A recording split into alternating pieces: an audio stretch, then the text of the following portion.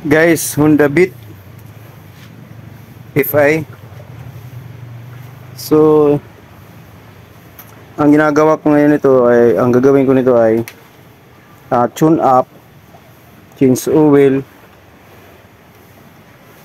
tapos ang may-ari nito matagal nang may concern about dito kasi namamalya. So, na-try ko to dati, drive ko, namamalya nga siya, minsan nawawala yung persa kahit nakatiga ka na ng throttle. So dahil ayaw pa niyang ipa-check kasi sabi ko sa kanya matatagalan kasi troubleshooting yun, lalo na iba't ibang mekaniko na ang tumingin dito at nag-ayos. So ayun, ganun pa rin, palyado pa rin. Pinalitan ng TPS, total body cleaning, fuel injector cleaning, ganun pa rin. Palit ng air filter, ganun pa rin. So guys, dahil to tune up ko, magbubukas ako dito. So kahit ngayon hindi na mamalya, i-check ko na lang siya. Baka makita ko yung possible na problema. Kasi nang binalik to niya sa akin, hindi na namamalya. Tapos ngayon, hindi naman namamalya. Dati pagbalik niya sa akin, hindi namamalya. Inayawan ko siya kasi mahirap mag-troubleshoot na wala kang babasihan kasi hindi naman namamalya nang dinala niya sa akin dito. Pero nung una, namamalya yun pero ayaw pa niyang ipacheck kasi gagamitin pa niya. So ngayon guys, sinik ko to. Goods naman yung pump niya. Pero yung fuel filter niya hindi pa siya nagpapalit. Pero goods yung pump niya, malakas. Dito yung nakita ko guys. Ito. Sa fuel injector. Ayan, maalog siya. Up and down. Meron din siyang alog. So, ito yung posible guys na may singaw dito. Kaya namamalya. May singaw dito. So hindi siya ma-fix talaga doon, papunta doon sa o-ring. So pag sumingaw siya, papalya siya. So yun yung nakita kong problema nito kung bakit namamalya to. Dahil sa singaw dito. Ito, maalog na siya. So dapat palitan tong fuel injector. So dami na napaayusan nito ng may-ari, pero ganun pa rin. So ayan guys, dahil kung papalitan to ng fuel injector kasi yun nga, hindi na siya ma-fix, nag-play siya doon sa ano. So ang gagawin natin, dudublihan natin ng o-ring kasi dito sa probinsya namin walang mabibilhan. So ang gagawin ko na lang ay ito yung o-ring niya at saka ito yung igagawa kong pang sapa para ma-fix siya doon at hindi na mag-alog.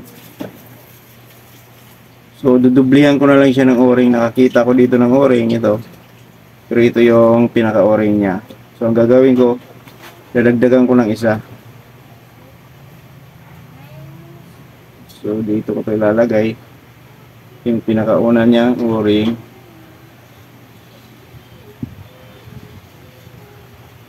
Tapos itong kita ko dito para ma-fix siya doon.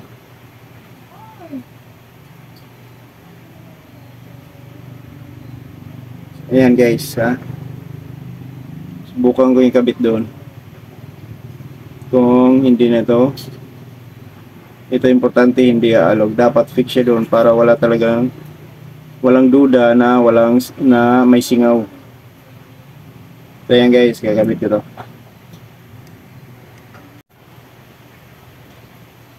Guys, kung titingnan, makapal pa yung stock na o-ring niya. Kapal pa naman, oh. Yan. Kapal pa naman siya. Pero ito talaga, umaalog lang doon. Hindi siya ma-fix. Umaalog siya, gumagano. So, pero yung o-ring niya, makapal pa naman. So, ayan, ang kapal niya, oh. So, yun nga. Ang gagawin natin, ganito, lagyan na lang ng isa pang o-ring. So, ito. Para maiwasan yung play niya. Fix talaga siya doon.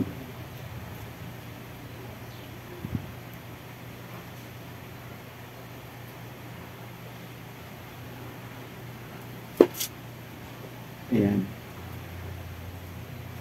So, ayan guys. Nakabit na natin to.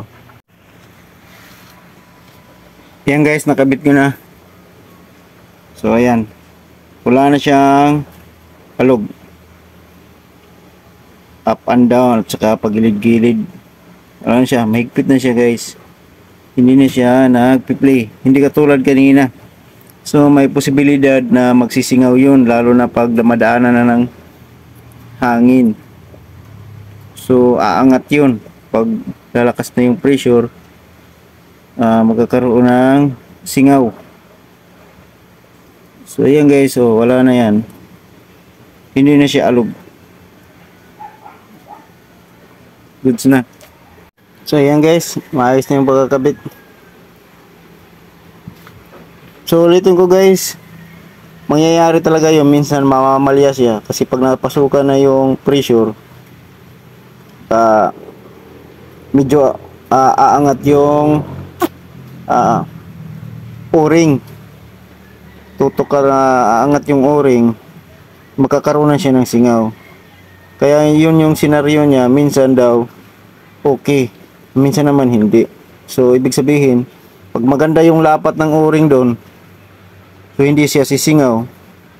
So minsan naman pag hindi maganda yung ano niya, lapat, sisingaw talaga siya. Kasi dito nga umaalog siya, nagpi-play siya kanina, up and down, at saka pag iganon siya, nagpi-play. So kaya yun yung nangyayari. Kaya yun yung posibilidad na kahit anong gawin dito sa motor na to, ilang mekaniko na yung nagayos, ay namamalya pa rin.